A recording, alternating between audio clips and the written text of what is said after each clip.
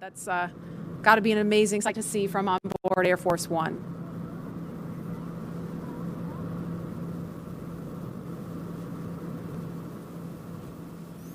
And we are at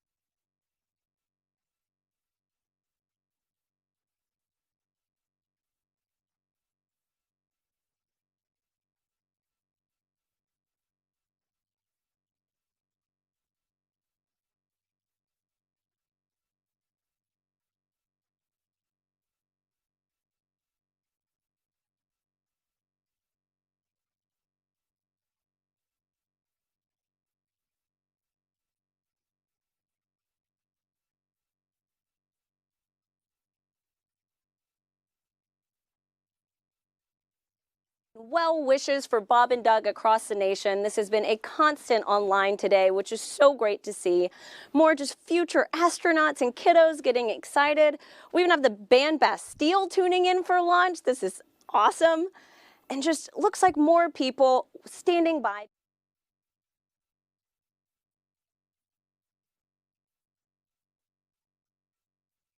Wishes from everyone across our country showing us what today means in their creative way. So let's take a look at that video. I am so ready to launch America.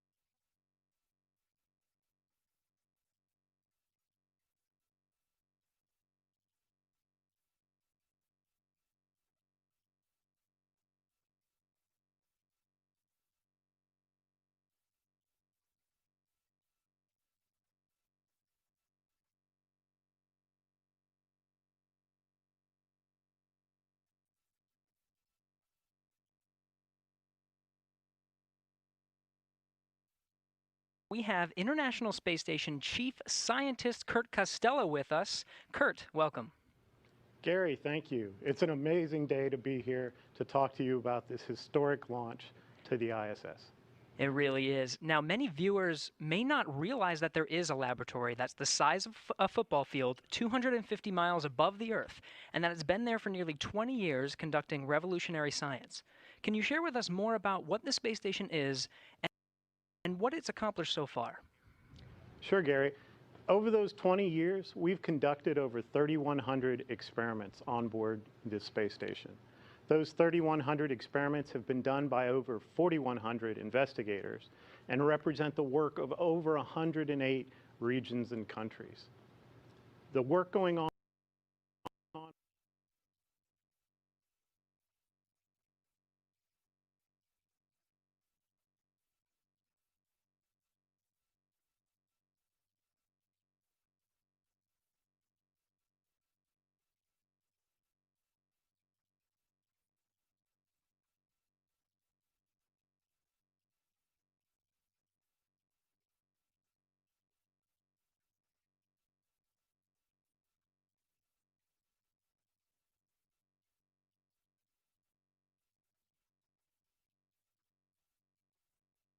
perspective?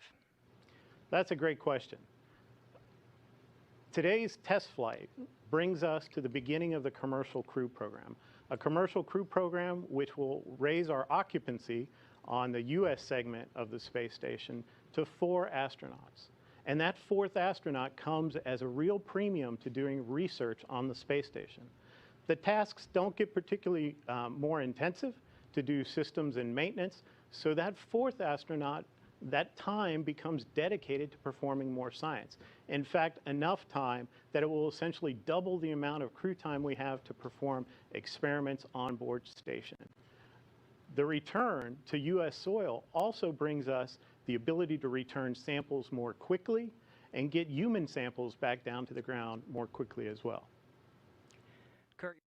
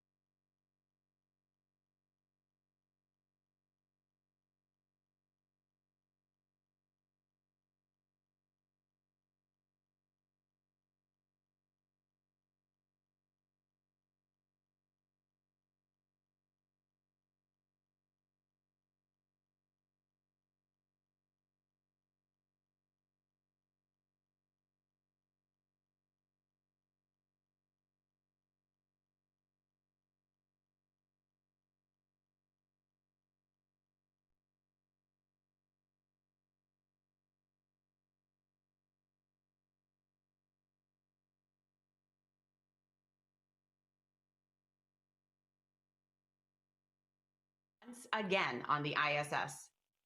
Well, I think the strengths of the International Space Station is the diversity of all the participating countries, and adding a diversity is definitely gives a rigidity to the program. And the same applies to our crew one. Our crew one, we are 4 of us, but quite a different background, quite a different ethnicity, and definitely the diversity is the key word of our success to the crew one. And I'm sure it will be very successful. What are you looking forward to once you get back to the ISS? Well, this will be my 3rd visit to the International Space Station. I like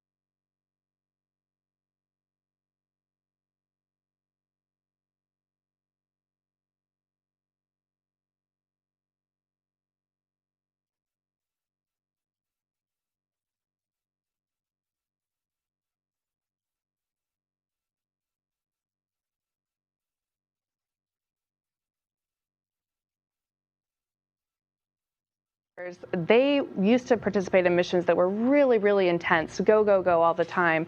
Long duration space flight is more of a marathon than a sprint. So I would tell them to take that moment, enjoy it, and really welcome the opportunity to have part of your mission be taking it all in and sharing that with the people that got you there. Thanks again, Christina. Always a pleasure to hear from you and fantastic words. Thank you for sharing. Thank you. My pleasure. So once again, once Bob and Doug arrive at the station, they'll be greeted by astronaut Chris Cassidy, but before we do that, let's toss to a briefing.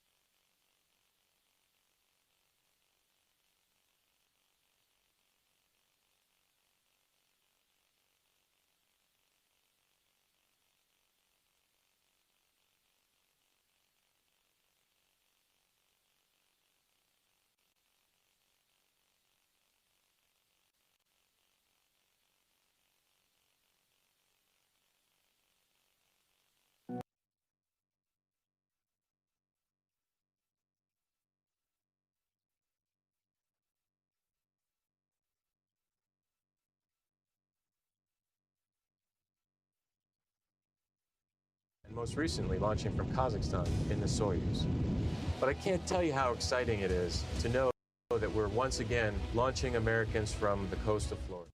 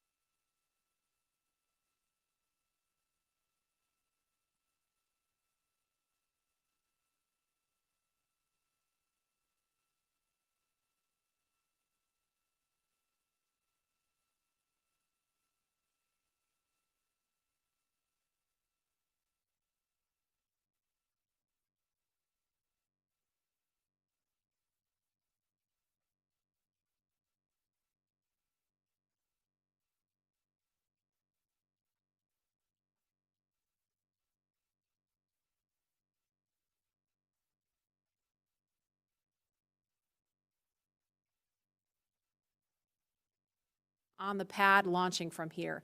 As you can imagine, the end of the shuttle era was a bittersweet moment for many people across this spaceport. But in the end, we knew we were striving for this day, and here we are. Joining us now is Kennedy Space Center's Deputy Director, Janet Petro, on the comeback we've seen across Florida's Space Coast. She's with Daryl Nail now at OSB-2. Daryl? Yeah, thank you, Marie. Janet, you were just telling me you were there at the crew walkout. Tell me a little bit about what you saw between the astronauts and their families. So it was very historic. It was very emotional. So when Doug and Bob first came out of the doors, of course, a cheer went up from everybody. The Vice President was there, Elon was there, the crew family.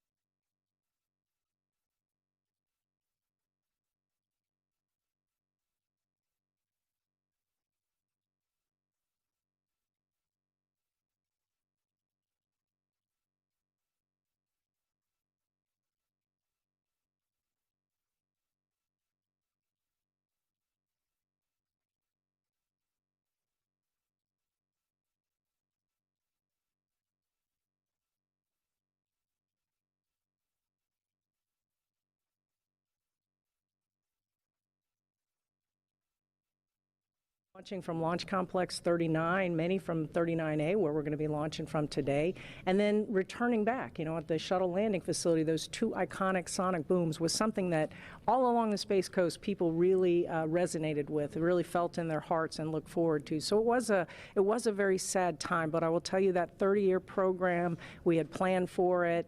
The workforce was incredible. There was a lot of people who, as I said, spent their entire career here, and they wanted to safely fly that shuttle out, and then they retired. There was also another large group of people that just wanted to put on their resume that they had been privileged to work on the space shuttle. So the workforce I was incredibly proud of, because they were resilient, they were dedicated, they were committed to safely flying out that shuttle. They didn't skip any steps, and regardless, as you said, that they knew they were getting their layoff notices. I think it landed on a Wednesday. They were getting their layoff notice on a Friday. They were in it till the end to make sure we safely flew it out. And of course, we had 14,000 workers out here then, which we have a lot fewer here today.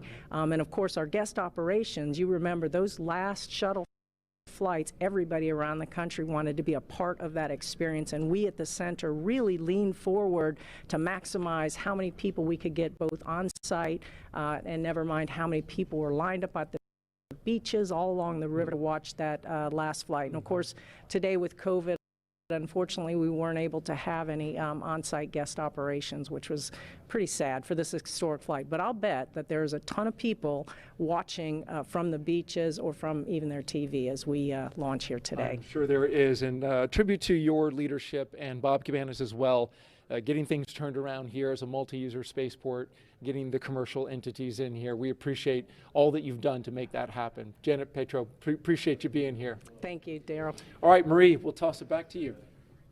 All right. Thanks, Daryl.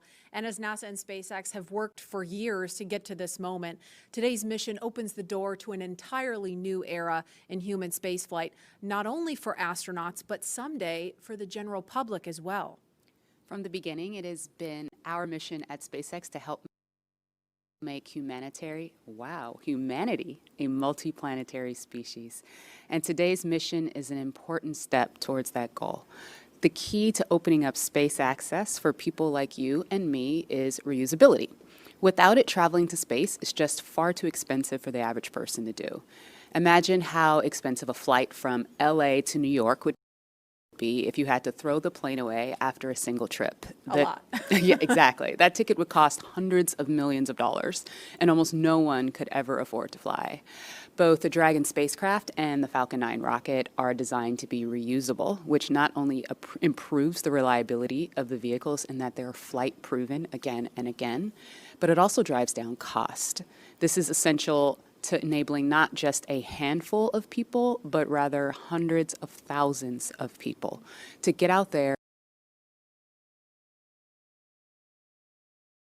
and to explore the moon, Mars, beyond. And I, for one, it is my dream to visit Jupiter's ocean moon, Europa. Leland, you're one of the lucky Earthlings that's had the opportunity to get off the planet and go explore. Where would you like to go next? Lauren, I think I would like to go to Mars.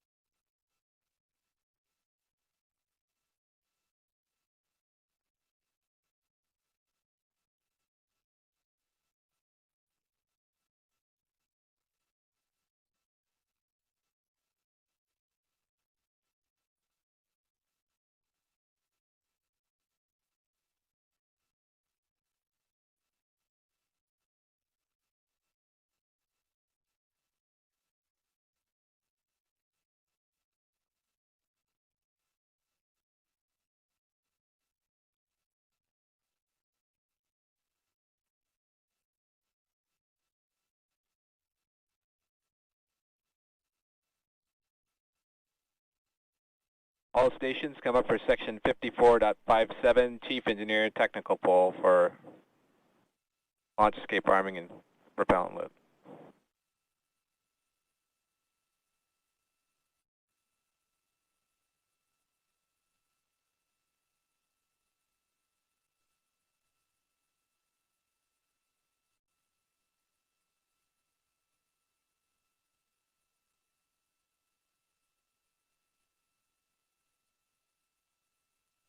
Class of 2020, from kindergarten all the way through graduate school. SpaceX and NASA invited students from around the world to submit their photo to fly on America's first human spaceflight in nearly a decade.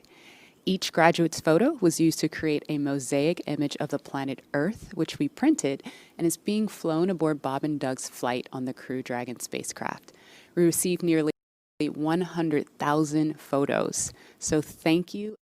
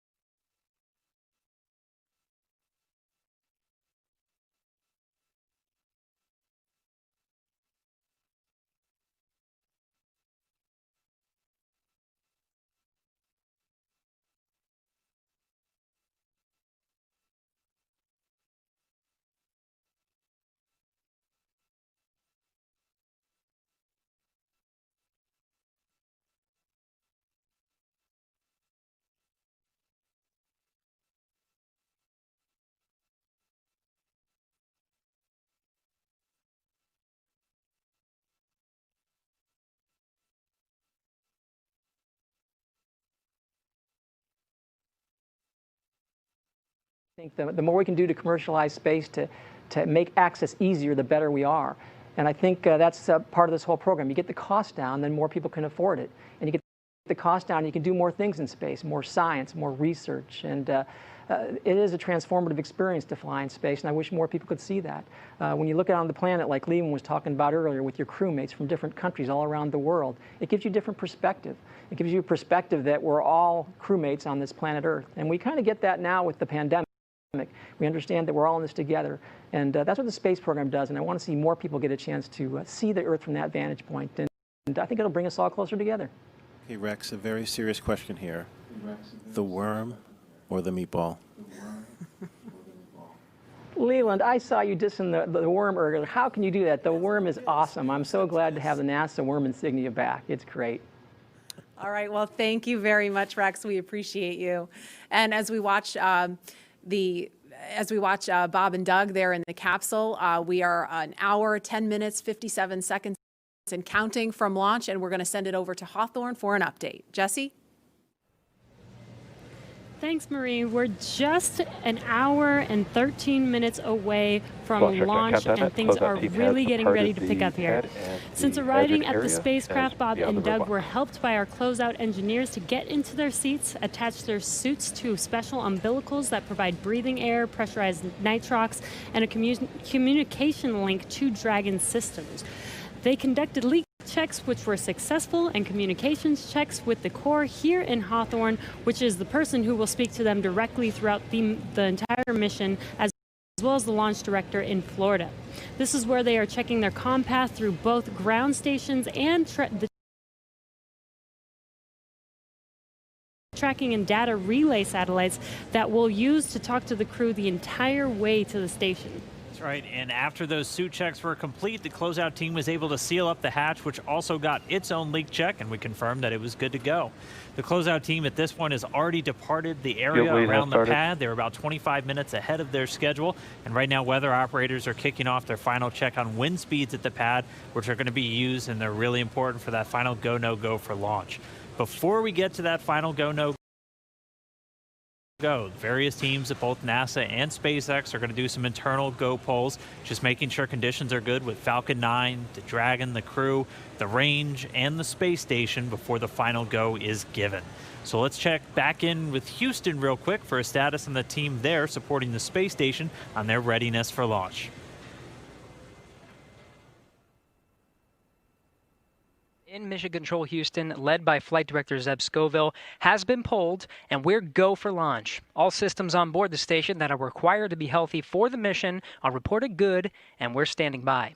Station power and communication systems are looking healthy, life support systems and thermal conditions are normal, and the trajectory is right on track to ensure that Dragon's flight will meet right up with the orbiting complex as planned. Chris Cassidy aboard the International Space Station is finishing up some tasks, going into his pre-sleep period, and will be able to watch the launch of Bob and Doug. Mission Control Houston will largely be in a monitor mode for the first 18 hours of the flight, with the team here really jumping into the mix tomorrow when Dragon gets in range of the International Space Station and we begin integrated operations. So I'll send it back. Everything's green on our board from the International Space Station. Go Falcon 9, go Dragon, and Godspeed to Bob and Doug. All right, thank you, Gary. If you are just now joining us, you picked a really good time because we are 1 hour, 8 minutes and counting away from launch. And this is our coverage for this mission known as Demonstration Mission 2 or Demo 2. Liftoff time still holding for 4:33 p.m. Eastern, tracking no issues with Falcon 9 or Dragon, and we're still waiting for that weather to hopefully cooperate. We're still tracking a few things like precipitation and flight through clouds. We're hoping that clears within the next 20 minutes or so. Over the last 3 hours, our crew members, Doug Hurley and Bob Behnken, donned their SpaceX suits in the historic crew quarters suit-up room and made their way out to Launch Pad 39A. They walked out of the crew quarters building just as every astronaut to fly from this spaceport has done since Apollo 7. They were transported to the pad where the crew now on board the Crew Dragon spacecraft, and we're continuing to get views of them inside that cabin live. Today is a historic launch. It will be the first time a commercially built spacecraft will launch people into orbit, and the first time since the U.S. has sent people to the space station from American soil since 2011 with the retirement of the Space Shuttle program. Over the next hour, we will conduct a series of polls to get ready for launch, have Bob and Doug arm the launch escape system, and begin fueling Falcon 9. Launch is set for 4:33 p.m. Eastern. This will include a 12-minute flight to orbit and then a 19-hour flight to dock with the International Space Station at 11:30 a.m. Eastern Time tomorrow. Today's mission is the culmination of years. And stage 2, Propellant bleed started.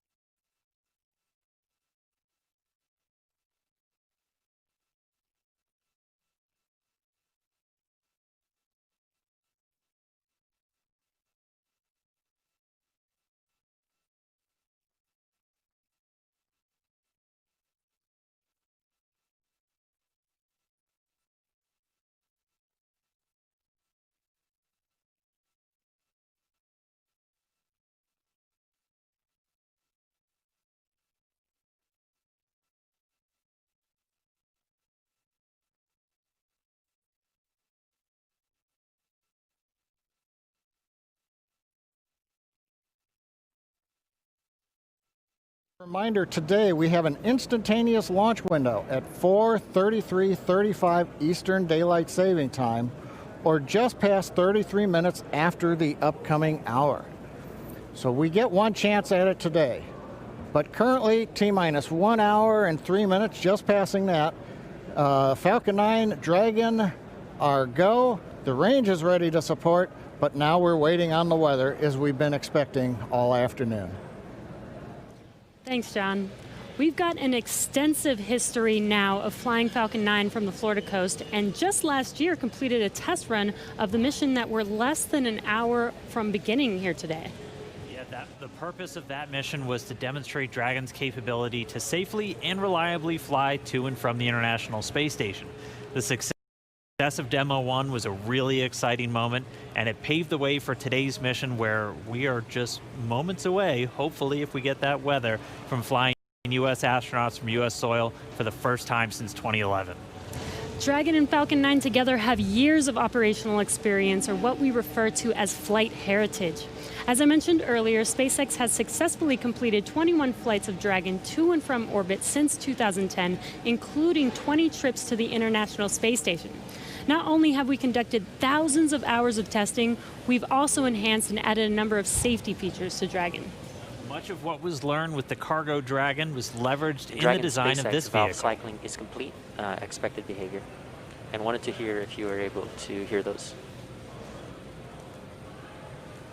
We actually did, Jay. We were just making a comment about that and heard some clicking, and Bob watched it on the systems display, so absolutely. Copy all. And that again right there, that's the crew talking to the core here in Hawthorne, California, who's going to be talking to them throughout their ascent uphill today. So they were just doing a quick checkout. Bob and Doug confirmed they were able to hear it. Sounds like everything's still good, so still no issues with Falcon or Dragon.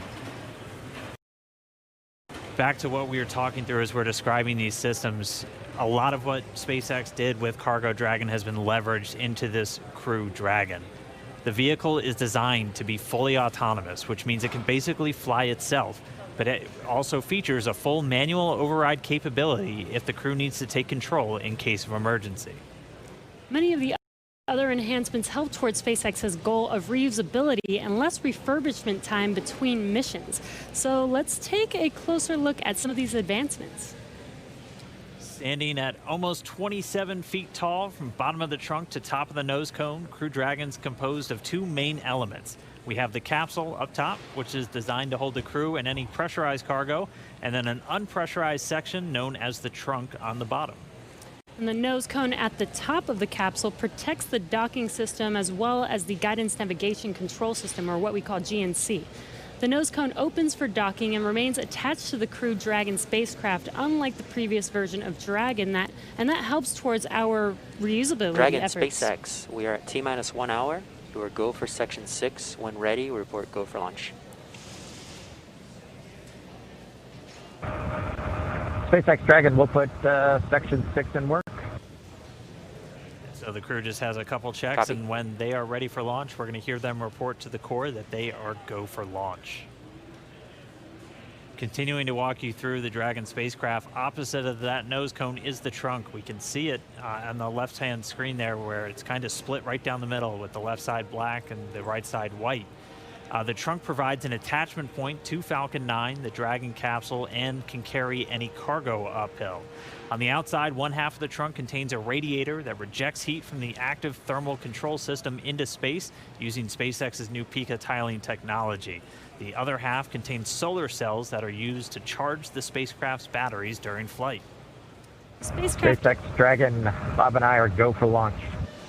And you heard that call out right Copy, there. go for launch. Next up will be the go, no go pull at T-minus 45. Bob and Doug are go for launch, and Hey, next Captain, up, we're holding in step 6.5. you're hearing it live from the nets. This is amazing, very exciting. The spacecraft is designed to accommodate up to 7 crew members with modular seats that can be removed and replaced by additional cargo. The seats are made of carbon fiber and will be custom sized for any crew members flying on board. That control panel that's centered between the pilot and commander seats consists of 3 touchscreen displays, and that just again allows the crew to operate the vehicle and fly it manually, but also look at all of their procedures, relative position over the Earth, the space station, any alarms, alerts, anything that they could possibly want to do on Dragon is through those touchscreens. And lastly, our Super Draco launch escape system is a key safety feature of Crew Dragon, giving the crew the ability to safely escape from the time of launch all the way to orbit. And that launch escape system was put into work a little bit earlier this year, again on that in-flight abort test. as we look to the future beyond this test flight, the first operational SpaceX crewed mission for NASA will be a little bit later this year after Bob and Doug come home. NASA astronauts Mike Hopkins, Victor Glover, and Shannon Walker, and Soichi Noguchi of the Japan Aerospace Exploration Agency, or JAXA, were chosen to support this mission, being called Crew 1. But today, Doug Hurley is the spacecraft commander for this mission. He previously flew on 2 space shuttle missions as the pilot on STS-127 and STS-135, which was the final space shuttle flight. Here's a closer look at Doug Hurley. Please review your launch commit criteria. Again, this is to review and confirm no violation of launch commit criteria. We are tracking one issue with weather still. And I think we'll need to track that all the way down to launch to clear that. This pulls also go for arming and launch escape system and a go for propellant load. And this is the on countdown net reporting that the technical poll was completed. All systems are proceeding. We're monitoring the weather as LD briefed. We're also looking at a watch item on a hydraulics QD rod ring. Ring pressure will come up at -8 minutes 30 seconds, and we'll be able to verify decay rate. No concerns at this time. Everything's reading nominal, but watching that item. No other constraints on Falcon 9 or ground systems.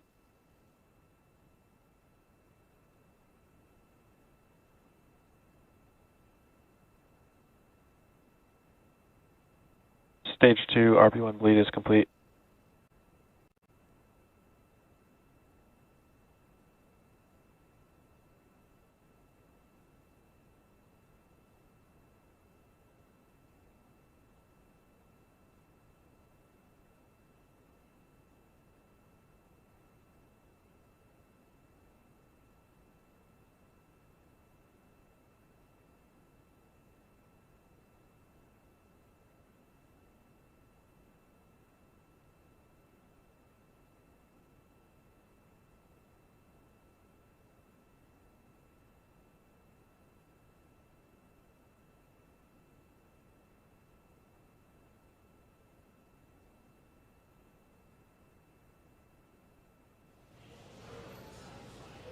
All right, we just crossed the 55-minute mark away from launch. Sitting right next to Doug Hurley, who's closest to your screen, is NASA astronaut Bob Behnken.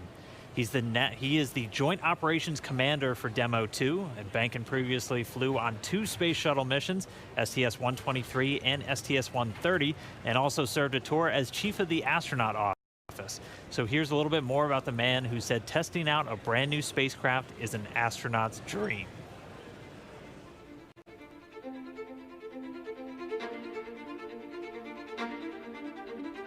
When you go through the launch day preparations, there's a lot of moments that kind of stand out to you. One is the kind of the celebratory piece of it, which is that you're walking out of the suit up room and getting in the vehicle that's going to take you to the launch pad. When you close the hatch, you know, that's really when Doug and I are in the vehicle, and it's our vehicle, and you know, we're really in control of the mission at that point. Test pilots, their task proved that man could fly into orbit around the Earth and return live and well to talk about it. There's always a balance of managing risk as you go forward to execute a test point and figuring out a way to, you know, collect the data. We hear a sound. Okay, is that sound an expected sound? Or we see a light, is that light an expected light? What's the source of it? Does it sync up with something else that's going on or not? So trying to dissect all of that in real time in your head is, you know, a lot of things happen like that on launching of a vehicle. From St. Anne, Missouri, he is an Air Force colonel and flight test engineer. He flew aboard Space Shuttle Endeavour twice. Introducing NASA astronaut Bob Behnken.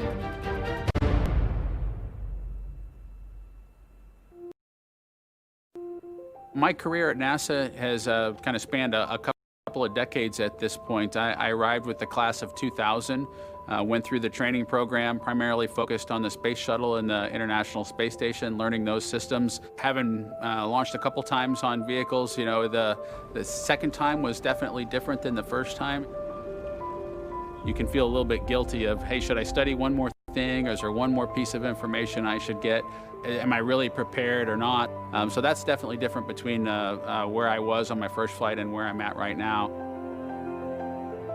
It's been really interesting, I think, for both my wife and I to have gone through the process of seeing each other launch in space. I've seen her take that risk and had it be in front of her, and I've done that to her. And there's just something different about watching a rocket launch when there are people on board. You feel a little bit differently about the pit of your stomach, and I can only tell you it's multiplied significantly when it's somebody that you know, and then somebody, of course, that's a family member. It's even multiplied more.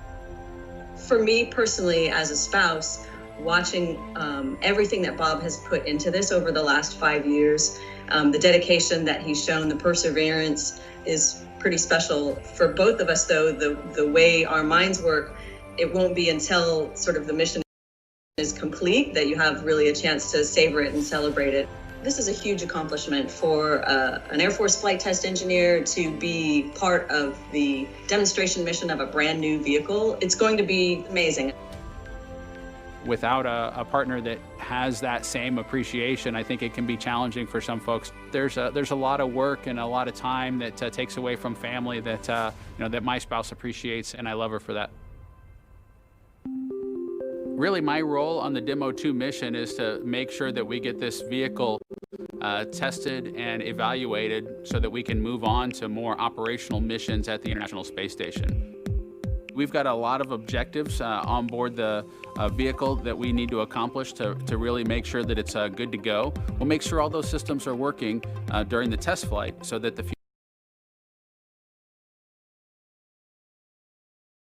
future missions will have them available even if they don't plan to utilize them. Through years of the NASA team helping to share that experience and teaching them the lessons that we've learned by going through this, now there's another capability in the U.S. besides NASA to operate something of this magnitude. When is the last time humans launched on a new vehicle? Certainly on the American side, it's been several decades.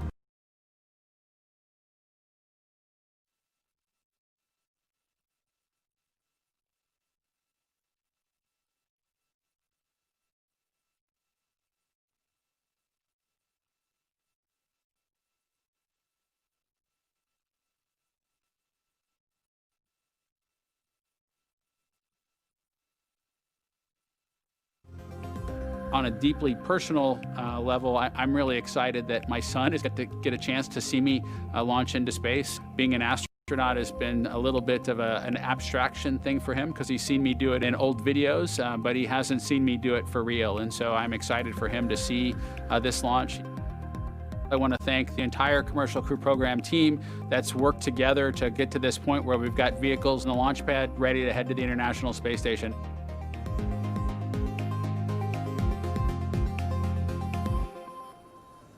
We're just over 49 and a half minutes away from launch of the Falcon 9 carrying Dragon to the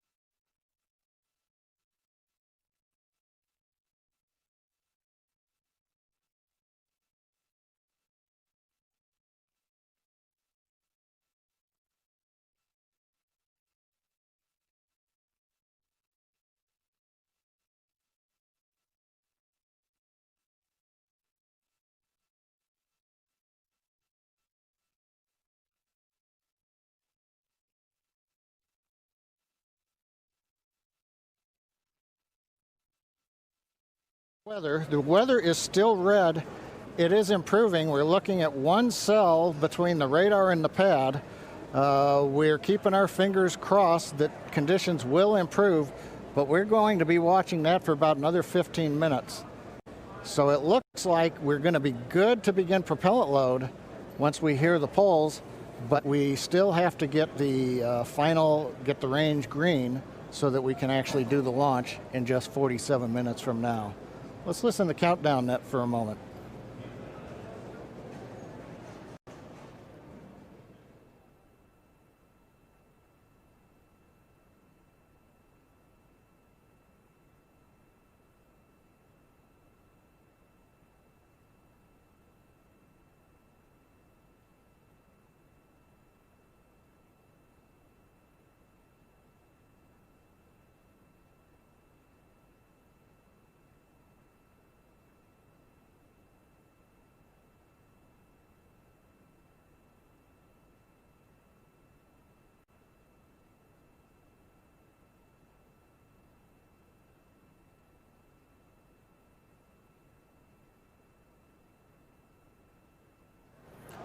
Right now, coming up on 46 minutes, 10 seconds before launch.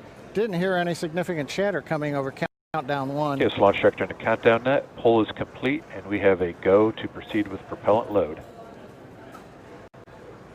Launch control, proceed with swing in the crew arm. Arming crew arm movement for T-minus 45 minutes. Thank you, launch control. A reminder in control room on hold and launch escape protocol. For non-urgent no-go conditions, brief CE or LD, and it will approve aborting the launch auto sequence and proceed to launch abort. For urgent issues affecting the safety of the operation, operator shall call hold on the countdown net. Launch control will abort the launch auto sequence immediately and proceed into the launch abort auto sequence. Operator shall also advise the launch director whether structural breakup or fire is imminent or occurring per Dragon manual escape flight rules. Remainder on fire alarm instructions. Here in Fire Room 4, in the event of a fire alarm, key operators, previously briefed, will remain at their post while the alarm is evaluated. In the event that personal safety is threatened, we will evacuate to the south-facing emergency exit, which leads directly outside. One final reminder, we'll be arming the launch escape system momentarily. Need all personnel, please stay in your seats from now through orbit insertion and Dragon separation from the second stage. Crew access arm retractor started. And you've heard Mike Taylor, the SpaceX launch director, give instructions to the team. We've also just heard the call. The crew access arm retraction is underway. Great view from the camera inside the White Room as we see the arm moving away from the Dragon capsule, one of the major events necessary to get down to T0. The next one coming up will be arming of the escape system on the Dragon capsule. Now, right now, the next plan for Falcon 9, T-minus 35 minutes, we will begin loading propellant onto the first and second stages. Now, currently, Falcon 9's looking good, Dragon's looking good. The range continues to be go for launch in terms of the clearance around the launch pad, both the air and the sea space. Looking at the flight corridor, the ground stations, the NASA tracking and data relay satellites are ready to support. And we just continue to monitor the weather. Our team is getting constant updates. We're monitoring weather data sensors around the launch site, looking to make sure that we can get everything into the green position. The one that we're mostly looking at right now is how much rain we're going to get between now and liftoff, whether it's just going to be mild precipitation that's within the rules for loading propellant. That's what the expectation is, but we're going to continue to watch that. So fingers crossed, but right now coming up at T-minus 43 minutes, 18 seconds and counting, everything but the weather's go, and the weather is trending in the right direction. So we've got our fingers crossed here.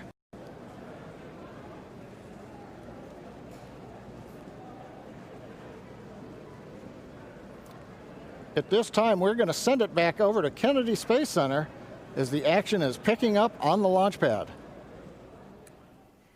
Thanks, John. Now that countdown clock is continuing to tick, and we are 42 minutes and 46 seconds away from launch. Now, as you just saw, the crew arm retracted. That is the last major visual milestone before liftoff. And we should be hearing out on the net soon confirmation that the launch escape system is armed. When that happens, all 8 of the Super Draco throttle valves are opened, which means that those engines can ignite. For section 7. Okay. So that means those 8 throttle valves are opened, and if those Super Dracos needed to fire in order for a Dragon to escape off of the pad, they could. And so things running just a little bit ahead of schedule right now. Field lead is complete.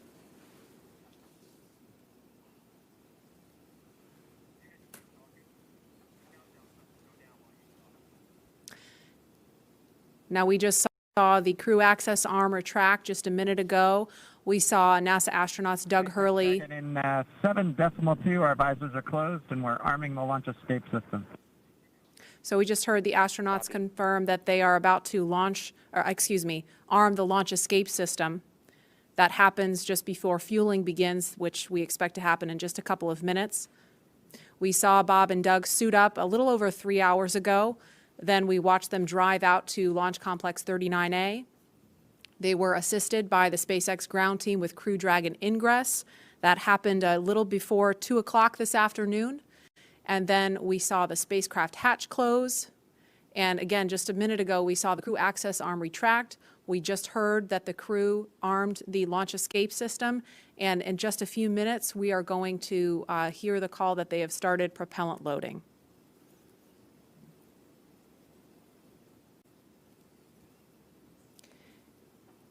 Launch escape system is verified armed. So we just heard that verification that the launch escape system is armed. We're switching to GN2.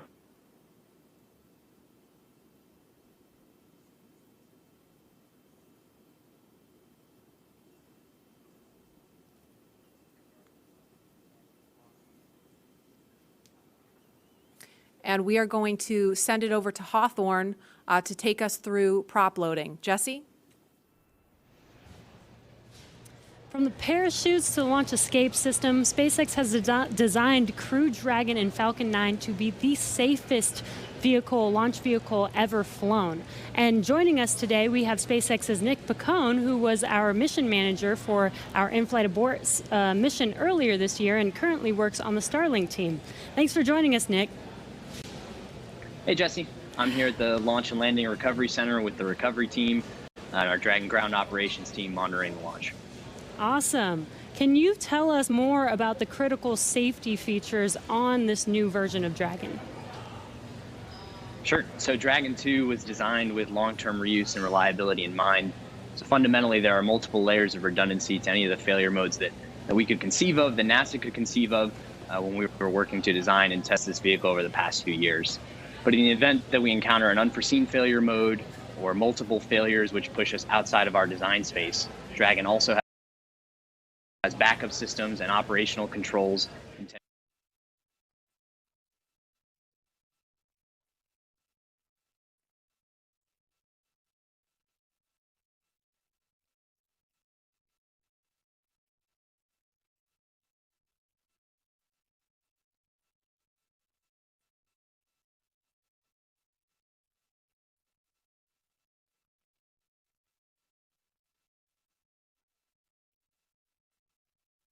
Falcon anomaly. And you talked a lot about the launch escape system. How exactly is that activated? Is it autonomous? Is it manually activated? Definitely. So for this system to work as designed, you have to remember that the vehicle could be flying at hundreds or thousands of miles an hour through the lower atmosphere. So it's really important that it's extremely fast and highly reliable with very low chance of false positives. The launch escape system fundamentally is set to look at a set of pre-programmed criteria which are on board the vehicle. Dragon and Falcon are looking at high rate telemetry, looking for abnormal vehicle dynamics, loss of communication between critical systems, or manual commanding. Our launch director and chief engineer, who you've heard a lot from today, are capable of sending a manual command to Dragon to initiate a launch escape. And Bob and Doug are also always able to actuate the launch escape handle and initiate a launch escape themselves as well. Now that the system is armed, all of this is currently active on the vehicle. Wow, it sounds like there's a lot that goes into it. And we did have an in-flight abort test earlier this year to test this out. Can you tell us what we learned from that test? Definitely. It was possibly the most flight-like test of an orbital class booster in history. It was a fully flight-like test using a full Falcon 9 rocket, which we had to knowingly destroy in order to get this fully integrated system. For folks who didn't get a chance to see it, the vehicle followed a normal crew launch trajectory. About a minute and a half into flight, we had Dragon autonomously trigger the launch escape system based on a reconfiguration of those triggers I was just talking about. For propellant And load. thankfully we had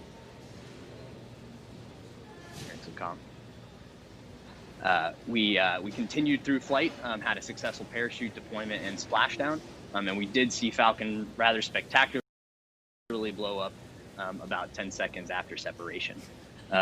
It's important to recognize that all of that happens from command to actual separation of the vehicle in under half a second. Wow, yeah, that sounds amazing. Thank you so much, Nick, for joining us and talking through those details with us. Enjoy the launch today. So we're going to send it back to KSC with Lauren. Thank you, Jesse. We are about a minute and a half away from propellant load. At T-minus 35 minutes, we should hear the call out on the nets that propellant load has started. So that's about a minute and 13 seconds away.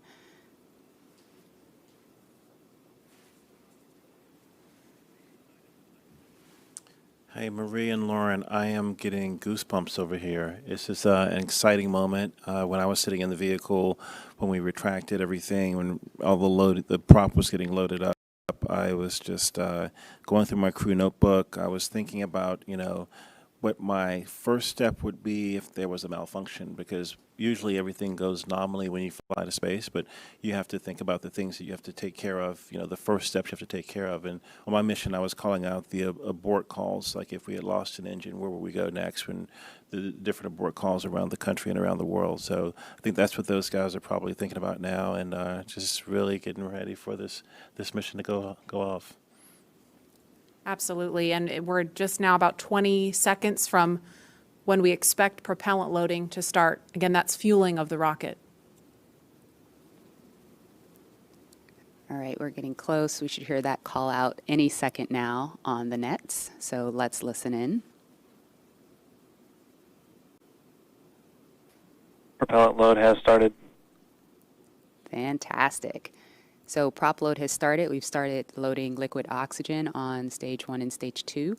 And yeah, liquid oxygen and RP1, which is our rocket grade kerosene.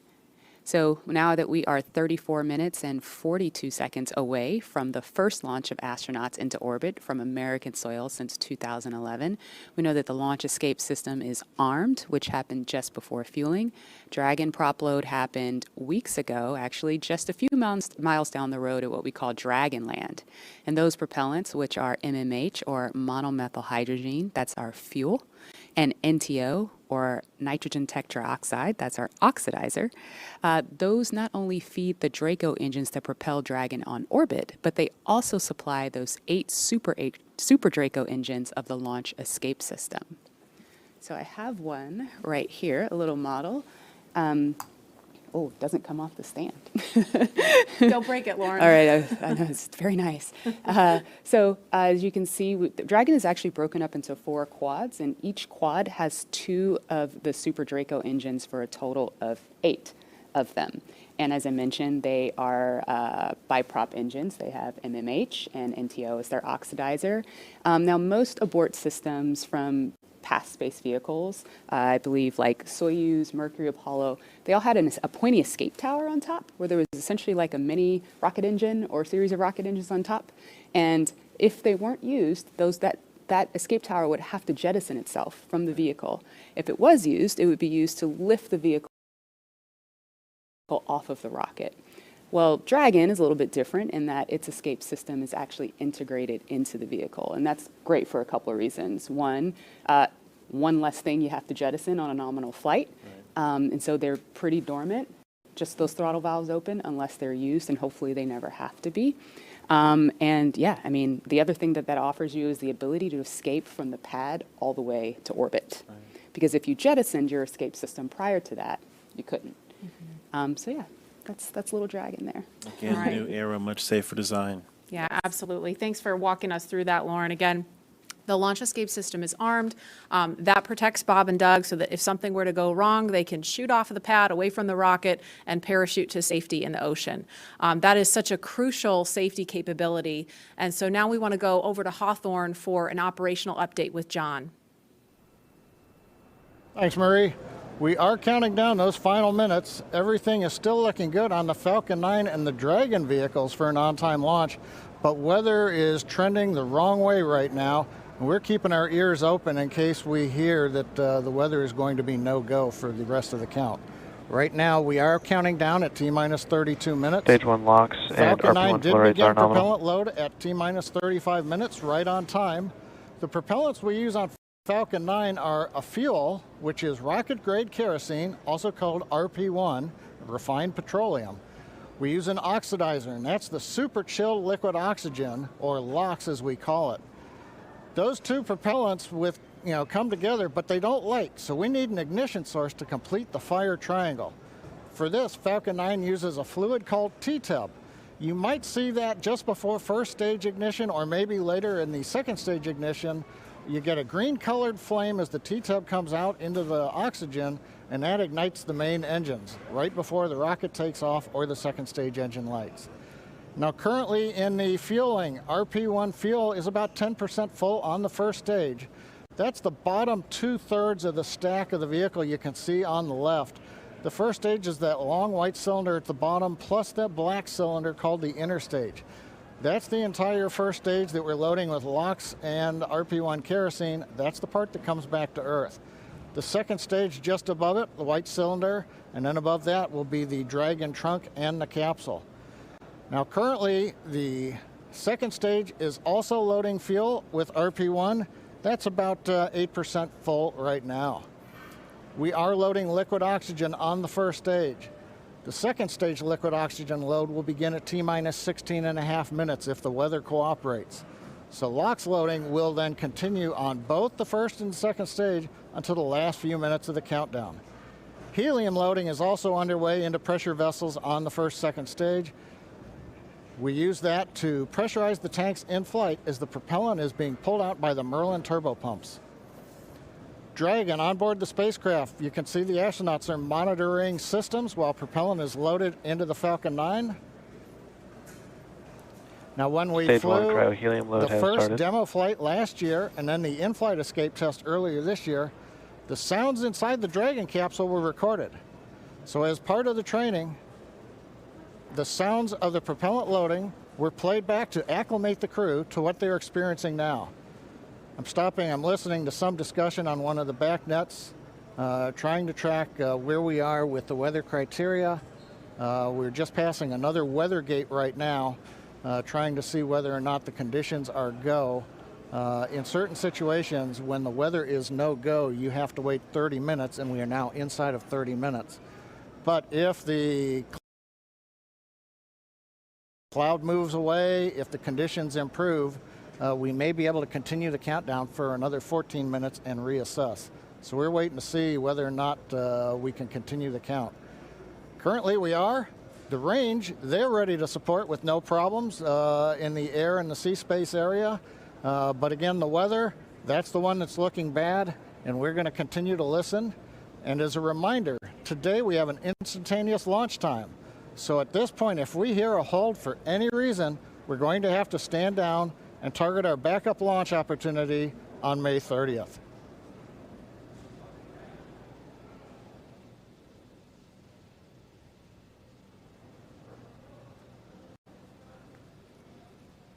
For Demo 2, Bob and Doug's flight to station will take about 19 hours, and their journey is fairly similar to the trip our cargo Dragon makes back and forth to the International Space Station, with two noticeable differences: docking and splashdown.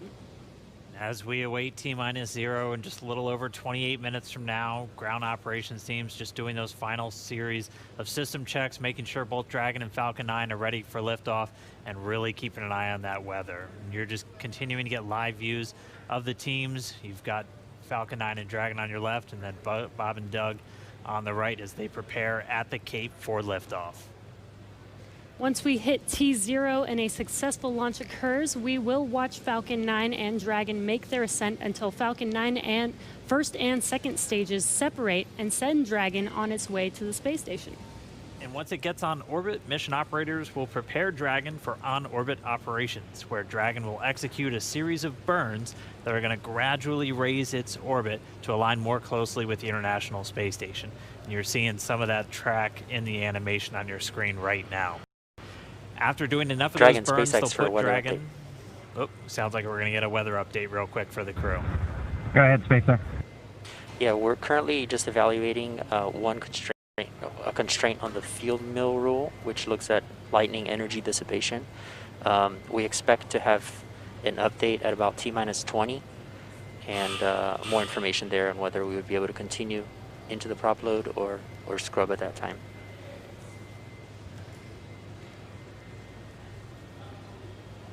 Okay, Jay, thanks for the update. We appreciate it. Copy. So I'll give you some more words in about 6 minutes. Okay, so it sounds like we're going to find out in about 6 minutes if we're going to have enough time. And John, I was referring to a couple of those weather situations where we have to have a certain amount of time. In this case, with the field mills, about 15 minutes. So they have until about 16 minutes and 30 seconds to really make sure that we're going to have enough time for that to dissipate. So we're going to be listening for that weather update in just a couple of minutes, but it is going to be a pretty interesting trip uphill for them once they actually get on orbit. And a very exciting countdown with 6 minutes to figure out if we are launching today. But targeting back to what we were talking about, next Dragon will make its approach and actually dock with the space station. This is a very different process from what we've seen with Dragon cargo deliveries in the past, which used a process called berthing.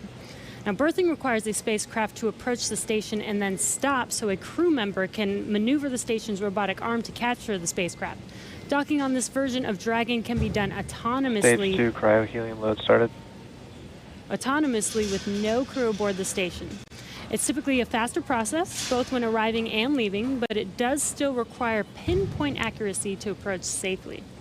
Once captured, a spacecraft then gets attached to a common berthing mechanism. It's the same type of port that we use to connect each of the modules together on board station. It's a little bit slower process than docking, but the hatches are significantly larger than docking ports, which makes them perfect for bringing up large cargo items. Dragon will spend up to 120 days docked before preparing to return home. Following successful completion of Dragon's test objectives and cargo loading operations, the crew will close out the cabin, perform final system checks, and configure the vehicle for undocking. Once the automated undocking sequence is complete, Dragon will complete 2 departure burns using its Draco engines, pushing it away from the space station. And then after Dragon departs the station, it's ready for its trip home. And that'll have deorbit entry and landing and a number of other operations. If you're looking at this animation, it might look like we're playing the one we played originally in reverse, because that's kind of how it goes, but just a little bit quicker. All of the operations following the final departure maneuver will include things like trunk separation, closing that nose cone again, executing a deorbit burn, and once they're inside the atmosphere, deploying drogue and then main parachutes, and then finally splashing down off the Florida coast, at which teams will move in, get Bob and Doug up out of the water, and get them out of the capsule once they're on the boat.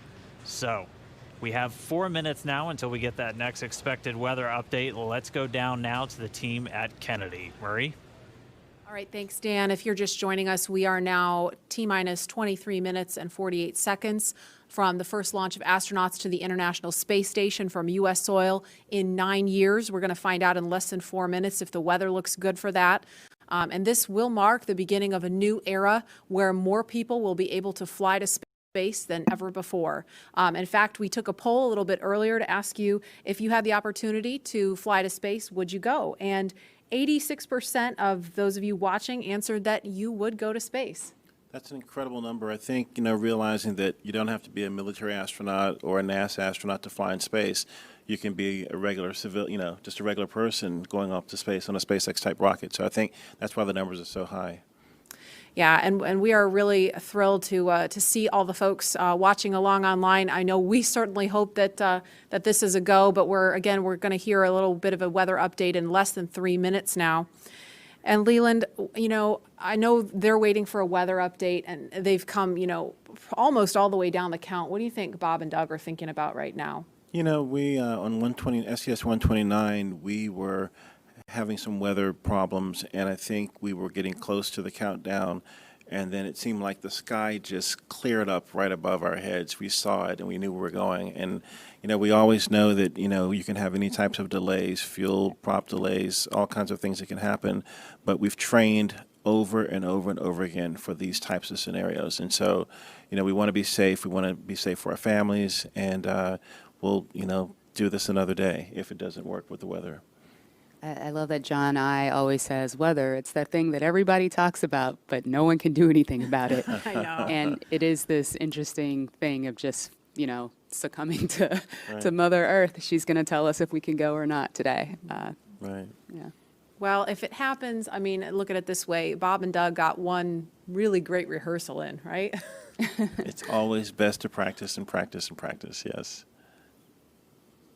So again, we're less than 2 minutes now from that weather update that is going to go directly to Bob and Doug, and we will quiet down so we can listen in for that, because I know we can't wait to find out what that is. And those of you watching that have been following along, we are eagerly awaiting to hear whether the weather is going to be a showstopper today.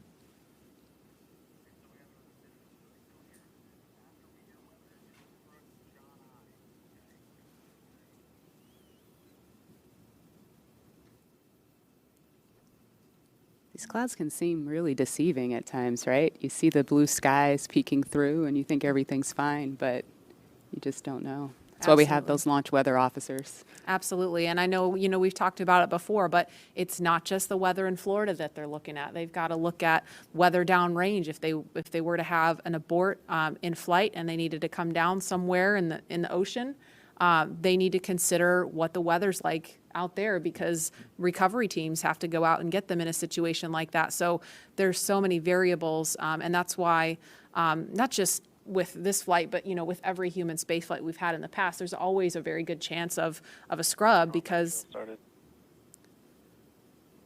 you do have so much criteria that you have to meet.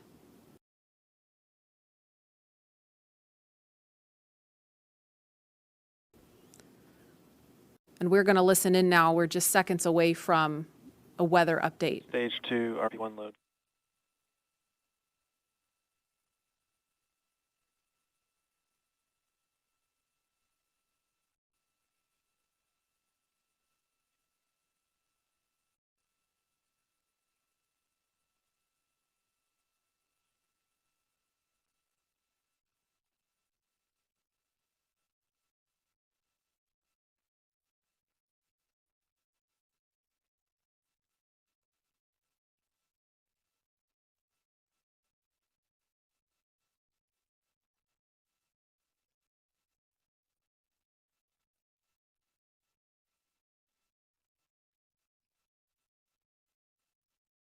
Well, I think we'll probably be clear on all the rules, but not quite going to make it for this. Okay. We're going to check back in with you in about 2 minutes, and then I'll call it up at about T-minus 17 minutes. Okay. Yeah, there's some of them are starting to count down, but we still have one above 2,000. So if that gets below,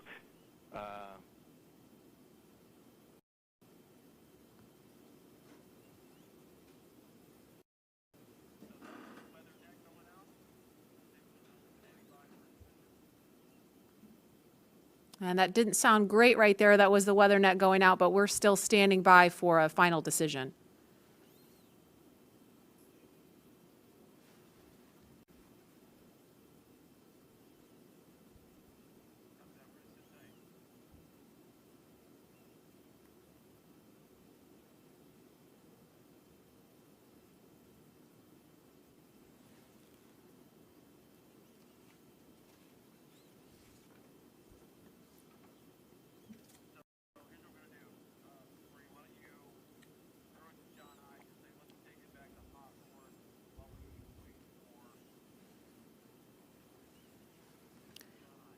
And we're going to continue to listen in for an update, but in the meantime, we're going to go over to John Innsbrucker at SpaceX headquarters in California. John? And Dragon SpaceX on weather, we're still not T-minus looking, 18 good minutes currently. and counting. LD is We are still having red some on weather. discussions. Expect an update from LD. We're waiting in about in a another few minute minutes. for one final check with weather.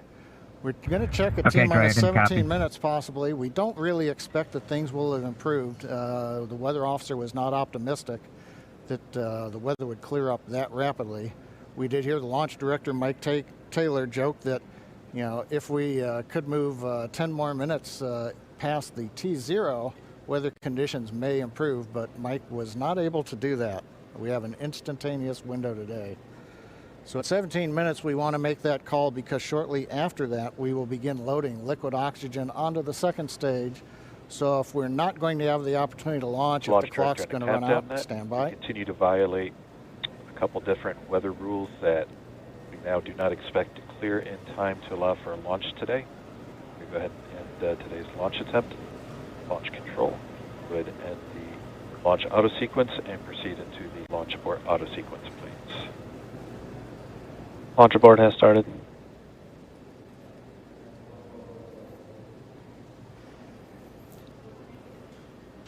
And Dragon SpaceX, unfortunately, we are not going to launch today. You are go for 5.100 launch scrub.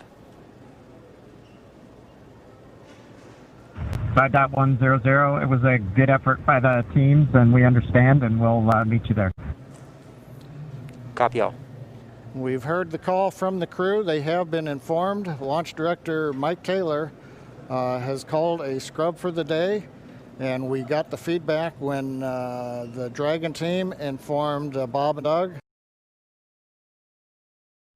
They said we gave it a good try, but they understand, and we are here to try another day. So right now we did officially hold the clock. It looks like at T-minus 16 minutes, 54 seconds.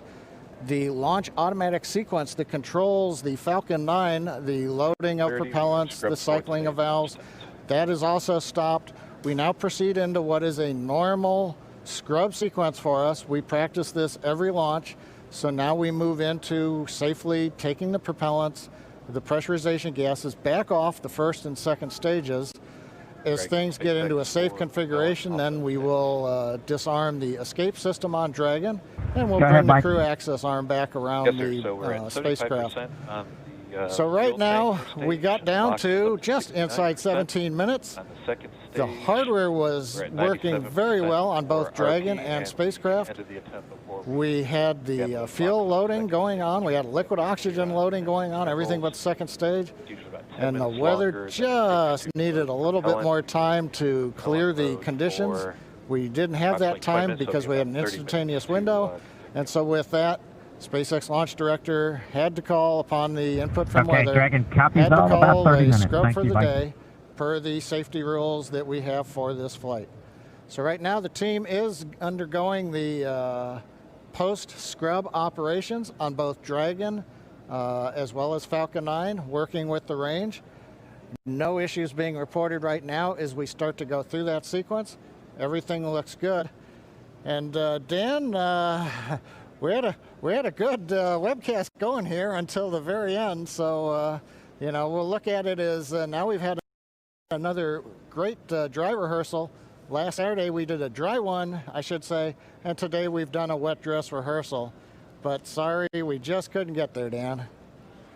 Yeah, thanks, John I. And obviously, we can't control the weather. We came right down to the wire there, hoping we could just squeeze in between those cloud systems to get a launch today, but it wasn't to be. But it doesn't mean we're done. We're going to have another attempt coming up in just 3 days, so we're going to be doing this all over again, essentially, on Saturday, on the 30th. And that launch attempt is going to be coming at 3:22 p.m. Eastern time, so a little bit earlier in the day. It's going to look largely the same to everything that we saw today, with the crew waking up, going through suit up, making their way to the pad. So we're going to feel a lot of deja vu, I think, on Saturday. Yep. But still exciting. Safety is always first, so if weather was not there for us today, hopefully Saturday it will be there for us, and we will have a safe launch on Saturday. Yeah, the initial weather report still had us at about, I think, a 40% possibility of violation. So weather a little bit better, but we're still going to be kind of rolling the dice. It is Florida in the spring and summer, so storms are always a possibility. Mm-hmm. One of the good things, though, the vehicle appeared to be in great health throughout the day, both Dragon and Falcon 9, so we didn't have to scrub for any technical issue. We're going to continue and follow along with Bob and Doug until they're out of that capsule, as again, they had started loading fuel onto the Falcon 9 rocket, so they'll have to wait until all that fuel comes off. They'll disarm the launch escape system, which still stays armed because they're still sitting on a partially loaded rocket, and then once they're able to disarm that launch escape system, the crew arm will swing back out. They'll make their way once again back the way they came, and then it'll be back to crew quarters for Bob and Doug for a few more days.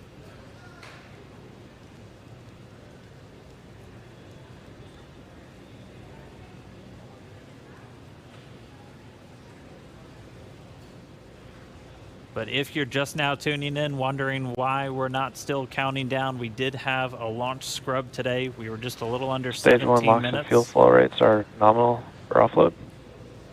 Expecting about a 40-minute offload time. And so that call out, the LOX, the liquid oxygen fuel pumping out of the first stage of the Falcon 9, everything looking good with that. Expecting about 40 minutes for all that fuel to come off. So again, once that fuel comes off, Bob and Doug will be able to disarm the launch escape system, and that crew access arm will swing back out. They'll be able to make their way back down and then over to crew quarters. So unfortunate scrub today because of weather. That was the one thing we were tracking from the moment we started today, watching Bob and Doug get suited up for their launch. We did abort today's launch, or scrub today's launch, with a little under 17 minutes to go until our T0 time, which was 4:30.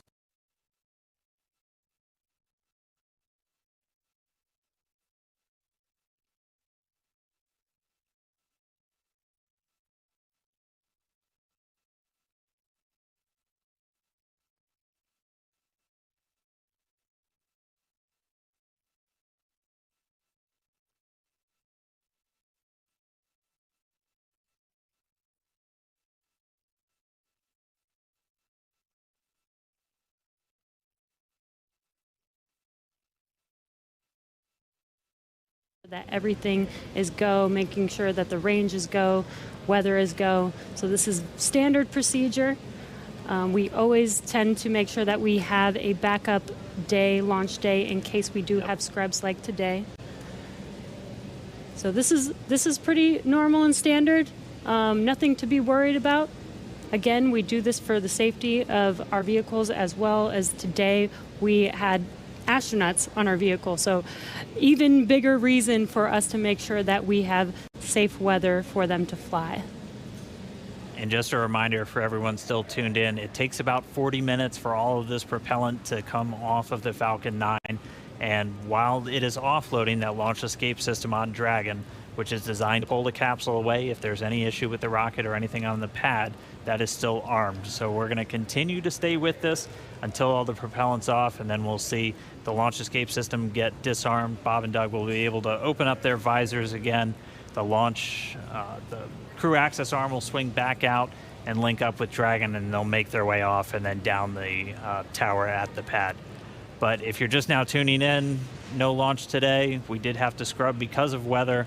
We're going to be moving to our second attempt on Saturday, just a little bit earlier in the afternoon. Just going to continue to stand by as this propellant comes off. We heard a call that everything was going nominally or as expected so far. And then once all the propellant's off, we should see Bob and Doug make their way out of Dragon shortly after.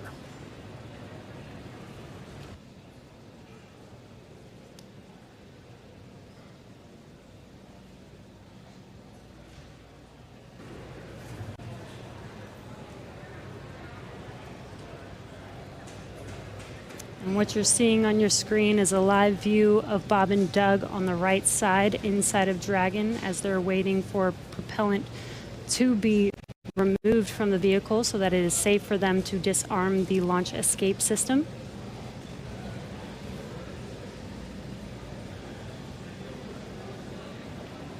And this will take a bit of time, so we are going to stay live with you to watch this as they exit the vehicle eventually and come down from standing down on launch today. Up until the point of the scrub, we had a really clean countdown, weren't tracking any issues with Falcon 9 or the Dragon spacecraft, so always a good thing to see. We did have to scrub because of that weather. To be a little bit more specific, we were still in violation of one of the weather criterias. It was the strength of electric fields in the atmosphere that the 45th Space Wing and other weather operators are monitoring around the launch pad. And that's one of those rules where we need a certain amount of time if we're in a violation. In this offloads are case, nominal, roughly 50% on stage 1 locks in fuel, 85% on stage 2 fuel. so the propellant offload on Falcon 9 continuing to go well. But we needed a little bit more time if we were going to be able to clear that launch weather constraint. And since we do have an instantaneous launch window today, we weren't able to make it. So we hope for better weather coming up on Saturday, where again our next launch attempt is going to be at 3:22 p.m. Eastern time, and we'll be able to go through everything. I mean, we saw them get suited up. They had a great ride out to the pad. All of their initial checks on both the suits with pressure checks and communication checks went well.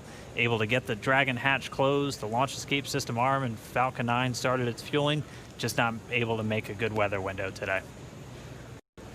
And as John and I said earlier, it was just another great rehearsal today. I don't think you can get enough practice doing this. So when Saturday comes, or when the day that we can actually launch the vehicle, Bob and Doug and the NASA and SpaceX team are fully prepared with just an extra rehearsal on the belt now. Yeah, as we had talked a couple of times throughout our countdown, the weather is a lot more complex when we're launching humans. You have some more stringent requirements in place, not only around the pad, but in the case of this launch today, we were also looking at whether the entire ascent corridor, as we call it, so basically the entire way that they were flying up the east coast of the United States in this launch today, we're monitoring that weather because those are areas that if they have an ascent abort, or basically Dragon firing off of the Falcon 9 while they're flying into space, we have to make sure that conditions are good in the sea states around those areas, just so they're not going to be landing in the middle of a hurricane, which we did have a tropical storm forming right off the coast of South Carolina today, just to help complicate things a little bit. And people might be asking, if we knew the weather was going to be a little iffy today, why continue to count down? Well, that is the reason why we do all these checks all the way to count down. In Florida, the weather is, pretty sporadic. Sometimes a thunderstorm or hurricane will pass through. Within 20 minutes, it's gone, and we could have clear skies for a safe launch. So we continued as scheduled, standard procedure again, to just continue to monitor weather all the way down to the last minutes of the count, and we see what happens. So today, unfortunately, we did scrub for weather, but we will attempt again this Saturday on May 30th.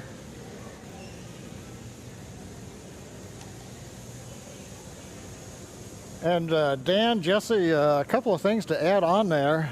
Right now we are 11 minutes after the scrub was called. Liquid oxygen and fuel are coming off of the first stage. Hard to tell from the view. It's still a little misty around the tank because there's locks on board. But we're between half and a third of each of the fuel and LOX tanks filled on the first stage. So propellant coming out right per plan. The second stage fuel tank is offloading. That's going slower, but it's also a smaller tank. It doesn't take very long to either load it or to offload it. The other thing that we're working on is the high-pressure helium spheres, as well as the nitrogen spheres for the landing leg system. The pressure will be brought down on those, eventually getting it down low enough to where people can re-enter the pad area. So right now, the team is preparing, once they get a permission, the SpaceX ingress-egress technician team will come back inside the caution area around the pad, make their way up when conditions are right, open up the hatch and assist the astronauts out of the Dragon. I'd like to point out that for those who are wondering whether or not having gone through this, putting propellant, pressurization gases on, getting fairly close to launch, whether that has done anything to wear out the Falcon 9 or the Dragon, the answer is no. If you can recall, the Falcon 9's designed for at least 10 flights, and about time we get up to a 10th flight, we'll be doing testing to find that we probably got enough margin to continue keep flying. So this is the very first flight of a new first stage and a new second stage. So we haven't even gotten through the first flight. And in all of our margin calculations, we also take into account the fact that we may scrub a launch. So even today's operation, where we have pressurized and we have stressed the vehicle a little bit, that's taken into account in our design and our qualification testing. The other good thing is that the most stressing part of the flight for the Falcon 9 on the first stage is the re-entry. So we didn't even get through that. So we're sitting here on the pad. It's a fairly straightforward situation and not stressing on the Falcon 9.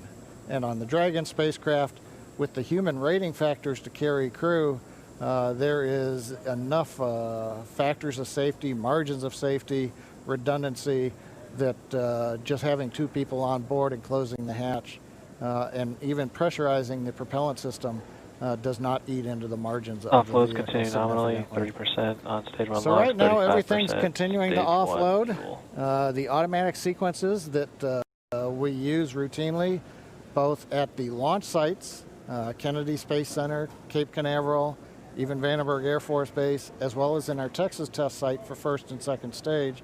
Those sequences are running. Propellant is coming off of the vehicle per plan. And we see Bob and Doug up in the Dragon spacecraft, just waiting when we can get up there, open the hatch, and help them egress and come on back down the tower.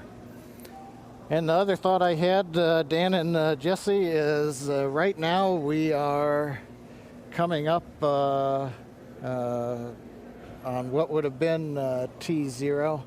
And I'm wondering 10 minutes from now whether the weather officer would turn around and say, yes, it turned good. You just didn't have a long enough window. We only had 1 second and we needed 10 minutes. So we'll have to ask offline and say, hey, did the weather conditions improve? And one thing I'll tag on to that Dan was mentioning and Jesse was talking about, the launch opportunities. The launch window does move earlier on Saturday a little bit. So it just happened to be Orbital Dynamics said today, if you want to go to the International Space Station and you want to launch northeast, which is the approved trajectory, you have to go right at 4:35 p.m. Eastern Daylight Saving Time. You pick another day, the T0 moves.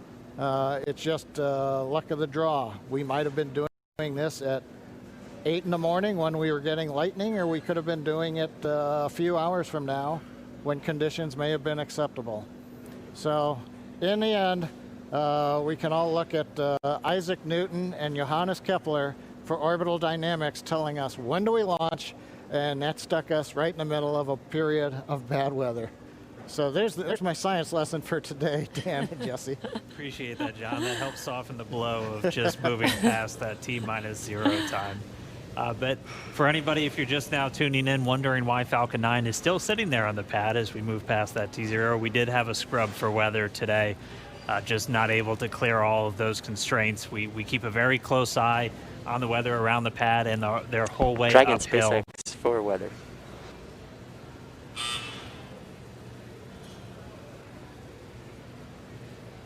Right now, Bob and Doug are still inside SpaceX of Dragon, go ahead for weather. Yeah, I just wanted to give you some more words on the scrub rationale. Yeah, so we basically scrubbed due to 3 rules that we were violating. All 3 would have been expected to clear 10 minutes after our T0 time. And those 3 were natural lightning, the fuel mills, and the attached anvil.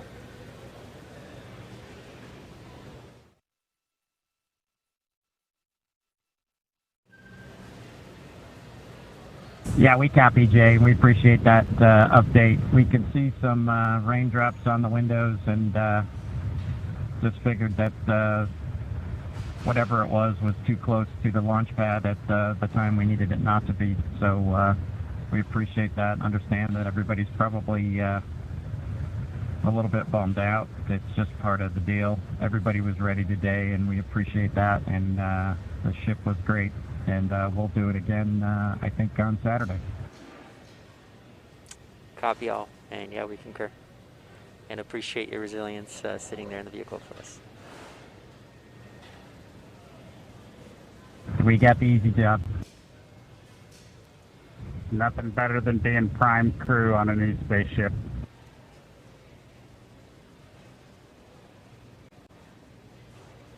Copy that. All right, some great words from Bob and Doug. They're feeling good inside Dragon. They'll be ready to go when we make our next attempt on Saturday. Right now, we're just still waiting for all of the fuel to come off the Falcon 9 rocket. After Stage that, 1 LOX and fuel roughly 20%, and Stage 2 fuel 36%. and so that call right there, we're still at a little over 20% on fuel, RP1, and LOX, liquid oxygen on the first stage, and then at about 26% on RP1 on that second stage. So again, it takes about 40 minutes once the process starts, so we should have right around 30 minutes or so until all that fuel's off. And then the crew will get to go to disarm the launch escape system. We'll see that crew access arm swing back into place, and they can begin to egress or get out of the Dragon spacecraft. And you heard it live, that weather update of what we violated. We were just 10 minutes off, unfortunately, but again, today was an instantaneous launch. And as John explained, it's due to the orbital mechanics and making sure that at the time we launch, it will allow us to get to the space station on time and accurately. So you could see on your right screen, Bob and Doug are patiently waiting. They do still have their